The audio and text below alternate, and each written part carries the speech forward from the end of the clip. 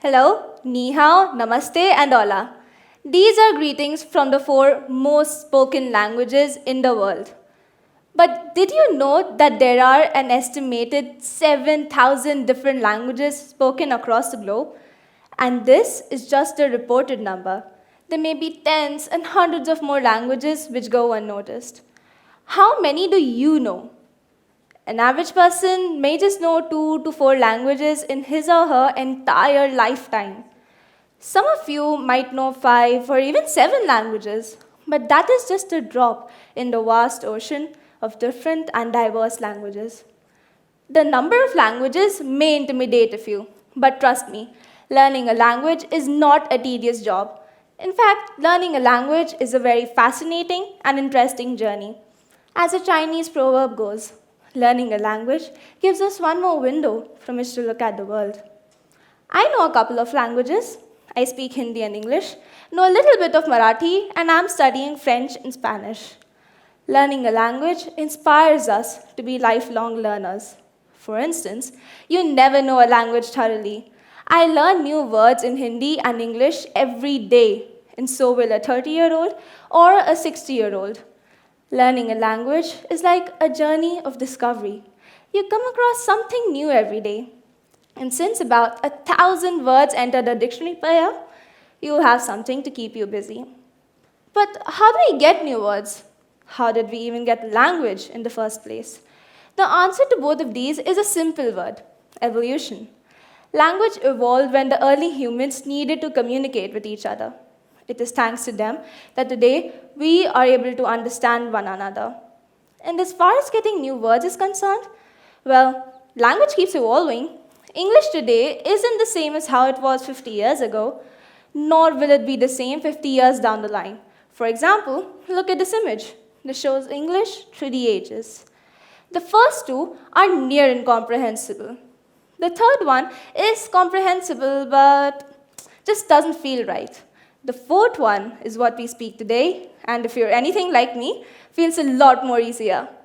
Anyway, new words are also formed when there is a gap between what we want to express and the words we already have. And since we have more inventions and discoveries every year, we need a whole lot more words. So, okay, I just said that we needed more words to express our thoughts. But is it true? I want you all to close your eyes and ponder. Can you imagine a life with no language at all? Don't you think it would have been downright impossible for us to understand each other? Yes, it would. If we had no language, you'd just understand half of what I said, and definitely not correctly. As Nelson Mandela said, without language, one cannot talk to people and understand them. One cannot share their hopes and aspirations, grasp their history, appreciate their poetry, or savor their songs. Your language is what makes you, you.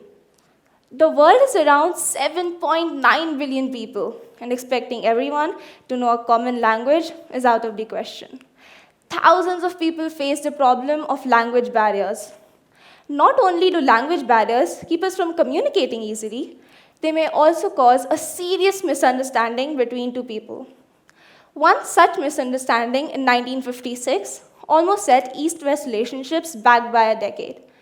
During a diplomatic reception at Moscow, the Soviet leader at that time, Nikita Khrushchev, told the Western Bloc ambassadors, "My vas pokhoronim."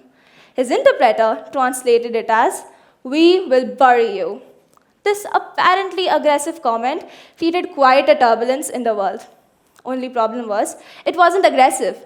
The interpreter had translated the sentence incorrectly.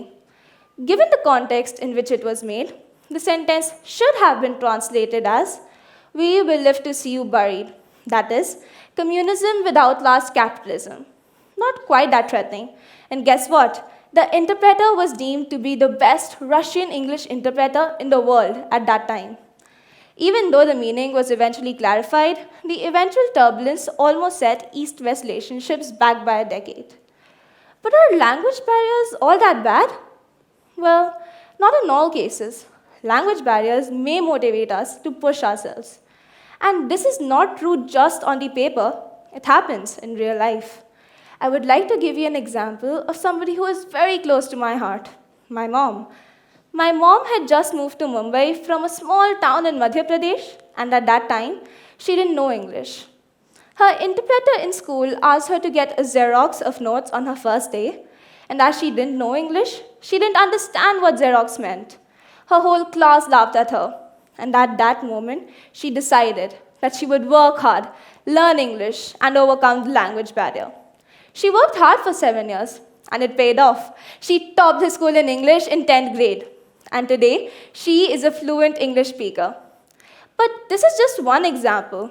I'm sure that there are many more examples right here in this very hall. Language barriers are omnipresent, but so are the motivations and inspirations they give us. Many of you might feel that language and its barriers are just a hindrance for us. However, that could not be further from the truth. First, let's talk about language. Language can only be an obstacle if we don't use it correctly. However, when used correctly, language and vocabulary can transport us to different places while in bed. As J.K. Rowling said, words are our most inexhaustible source of magic.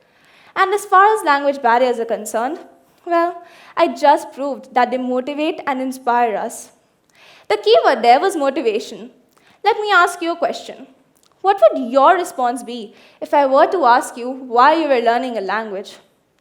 If your response included answers like career opportunity, passing an exam, ticking something off your bucket list, well, these are all examples of tangible outcomes. I want to ask you, why don't we learn a new language for the sheer beauty of it? I have come to realize that for most people, learning a language is extrinsic rather than intrinsic. We have no true passion for the language. We only learn it for the side benefits we might get. Realizing that learning a language opens up a wider kaleidoscope of experiences is a key ingredient to making learning a language more fun, faster, and more efficient. However, while learning a language, there may be a moment where you might feel like giving up.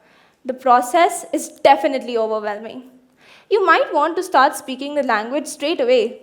However, that may not be the case, and these are the two life lessons languages are unintentionally teaching us: patience and diligence. Languages also build communities. Realizing that my love for languages was rather intrinsic, I went on to become a self-learner of Spanish, as I dreamed of communicating with the natives of Spain one day, in their language, making friends, understanding their culture and thought process better.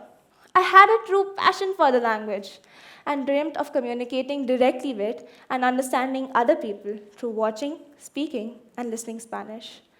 To conclude, I would just like to say that los idiomas te ayudan a encontrar otra versión de ti mismo. Te inspiran a pensar de manera diferente. Te inspiran a aceptar las diferencias espectaculares de este mundo. Te inspiran a encontrar la belleza. Y por último, te inspiran a hacer que la vida valga un poco más la pena. And for those who don't understand Spanish, languages help you to find another version of yourself. They inspire you to think differently. They inspire you to embrace the spectacular differences in this world. They inspire you to find beauty. And lastly, they inspire you to make life a little more worthwhile. Wow, languages indeed. Thank you.